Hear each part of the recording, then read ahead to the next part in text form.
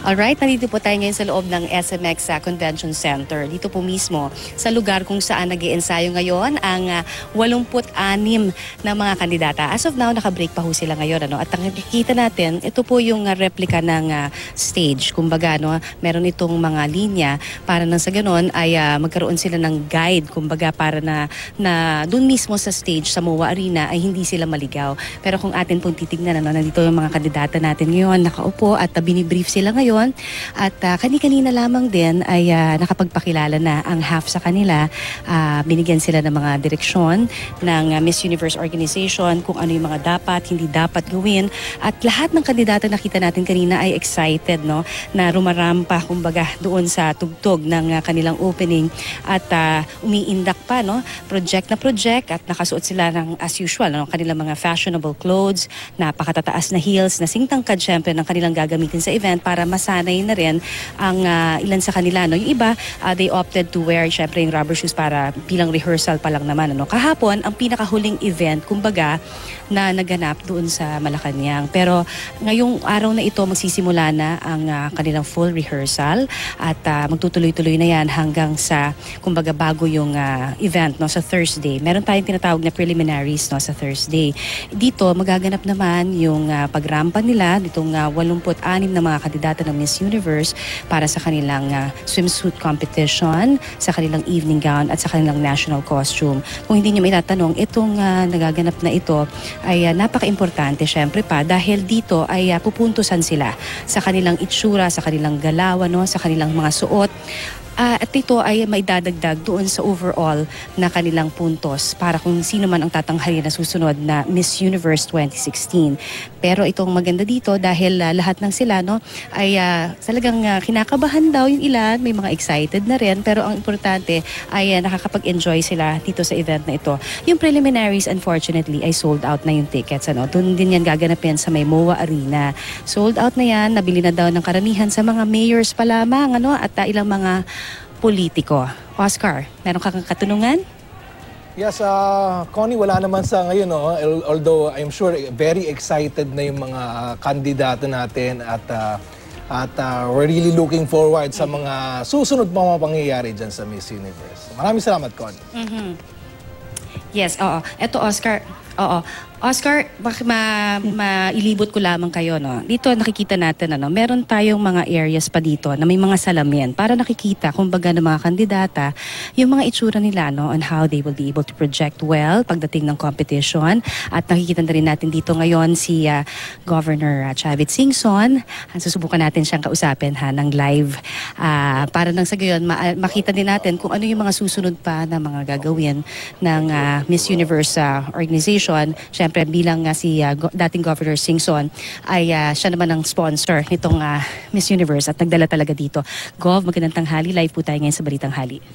Ay, magandang tanghali sa inyo lahat. Yes. Gov, unang-una sa lahat, kayo po ay talagang sabi nyo nga, hindi rin ganun kadali para sa inyo na dalhin dito itong Miss Universe pageant. But yet, kayo ho ay nakagawa ng paraan. Ano ho nag-udyok sa inyo para pasukin naman itong klase ng kumbaga, negosyo, if you will, Well, from the very beginning, hindi namin nasaan nakikita kami rito. Pero maganda para sa ating bansa. Basta dumami yung turista, maski hindi kami kikita, hindi lang orang kikita rin kami mga negosyante. Maganda para sa lahat pagkakaroon tayo maraming negosyo. So, yun ang bawi natin dyan. At saka, madalas ko sabihin, ito ng pagkakataon natin na pakita ang mga magandang lugar, magandang ugali natin.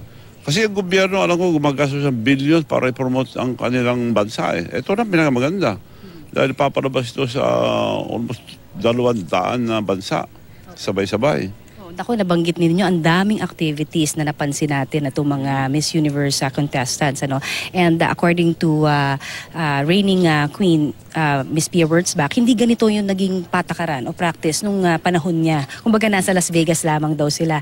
Hindi ba kayo natatakot na dahil may mga nababalitaan tayo na mga nahihilo, nagkakasakit na baka too much activity na daw? Hindi naman. Ang ano lang,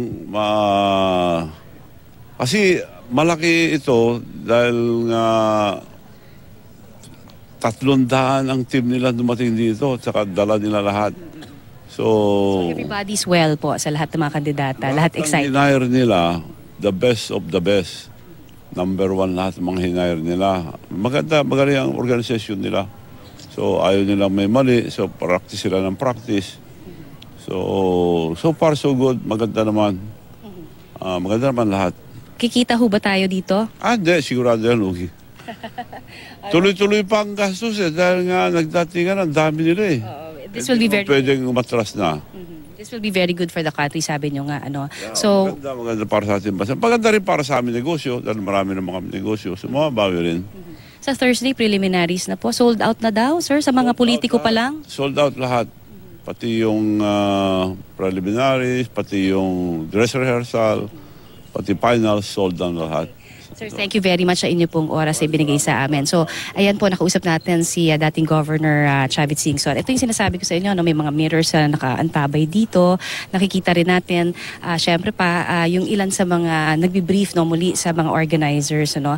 And hahanap lamang tayo ng tiyempo dahil hinahanap natin ano, yung ilan sa mga organizers pa rin dito, particularly si Ms. Sugart. Kanina lamang, ayan, binibrief niya pala yung mga kandidata ngayon. So, napaka-importante nito dahil ito yung first day, Oscar, mga kapuso, ng kanilang practice. So very important no, na mabigyan sila ng tamang direksyon, yung mga kanilang questions ay ngayon nilang ibinabato, kumbaga sa mga organizers. Kung may mga concerns, dito rin tinatalakay. Pero mamaya ay pagkatapos nitong rehearsal, dito naman sa SMX Convention ng mga kandidata, makikita naman natin ano, na maaaring ilibot naman din tayo dun sa mismong MOA Arena kung saan gaganapin itong 65th Miss Universe. Alam mo, napaka-importante na sabihin din natin ano, na itong stage na ginawa daw para sa Miss Universe pageant na ito sa Lunes ay bago lahat, in-import lahat ng mga gamit.